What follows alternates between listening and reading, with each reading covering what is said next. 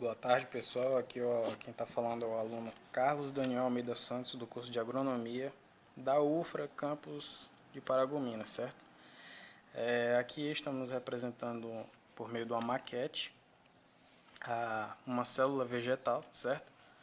E como vocês podem ver, o primeiro que aparece aqui é a nossa parede celular, certo? Essa parede celular, ela é composta principalmente por celulose, tá? E outras substâncias. O que une uma célula com outra é o que nós chamamos de lamela média, certo?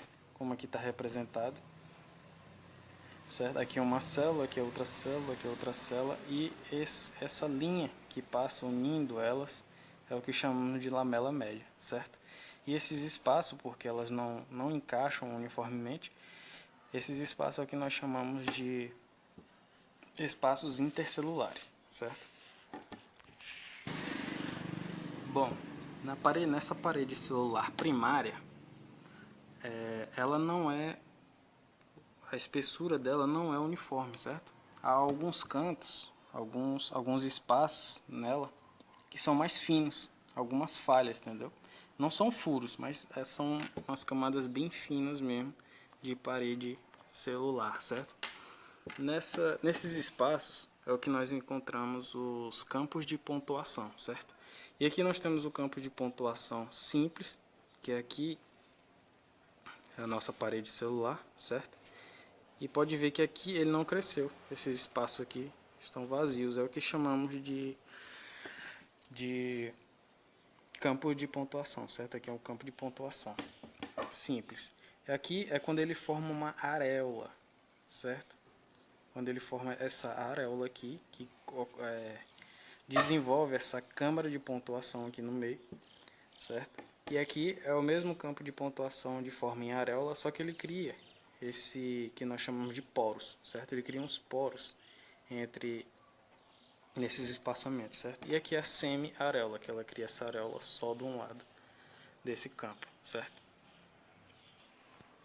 Bom, com isso, algumas células que não estão mais em fase de crescimento pode desenvolver uma parede celular secundária, certo?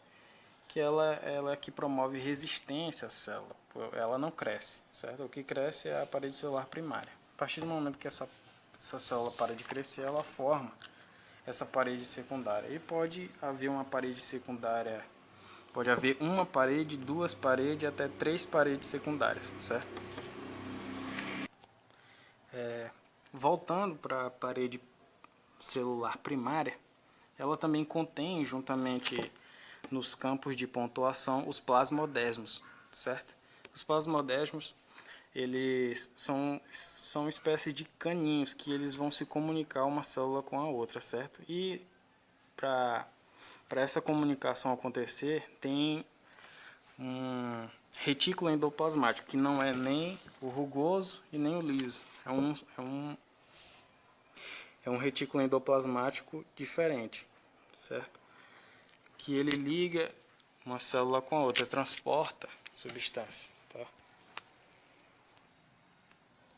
Bom, aqui como vocês podem ver essa linha preta aqui de dentro, depois da parede celular, certo? Que reveste toda essa célula também, é o que nós chamamos de membrana plasmática, certo? Que ela envolve essa célula por dentro, certo? É ela que vai selecionar tudo que entra e tudo que sai dessa célula, certo? E com isso temos a nossa área de dentro, certo? É toda essa parte interior da célula aqui, que nós chamamos de citoplasma, certo? É onde contém todas essas organelas da célula, certo? Ou seja, o citoplasma vai desde o núcleo da célula, certo? Até a membrana plasmática, certo? Como vocês podem ver aqui nitidamente, aqui é o núcleo, certo? Aqui é o núcleo que tem o nucleolo, que é esse aqui do meio. E o núcleo ele é responsável, é como se ele fosse um compartimento que guarda o DNA dessa célula, certo? E desse núcleo, como vocês podem ver aqui, tem esses canos aqui, certo? Esse daqui é o retículo endoplasmático rugoso ou granuloso, certo? Que ele contém, como vocês podem ver aqui, esses pontinhos azuis que são chamados de ribossomos. E esse retículo endoplasmático é o que vai produzir proteína para essa célula e também vai transportar essa proteína, certo? E aqui vocês podem ver, esse daqui é o retículo, depois do retículo endoplasmático granuloso, a gente passa ele está ligado ao retículo endoplasmático liso ou não granuloso, certo? Que ele produz lipídios e transporta esses lipídios, certo? Que são essas gorduras que tem na célula, e ele vai produzir essas gorduras necessárias e transportar elas.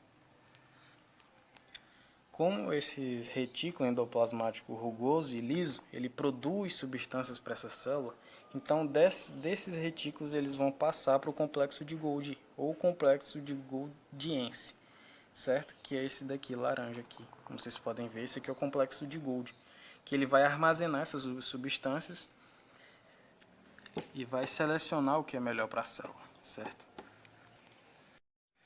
Bom, continuando aqui, nós temos o mitocôndria, certo? Que são esses vermelhinhos aqui, que ele possui duas membranas, certo?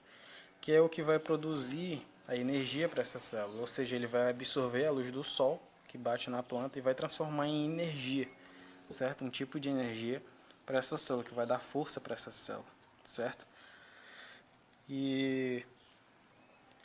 Bom, e nessa célula também nós temos os leucoplastos, cloroplastos e os cromoplastos também, certo? Aqui eu só coloquei para representar melhor o cloroplasto, certo? Que são esses verdes, visto mais de perto. Aqui ele está aberto, certo? Ele fechado não mostra, mas dentro dele estão os pigmentos verdes, certo? Que é o que vai fazer, é o responsável pela fotossíntese dessa célula, certo? Que é onde ela vai produzir o seu próprio alimento.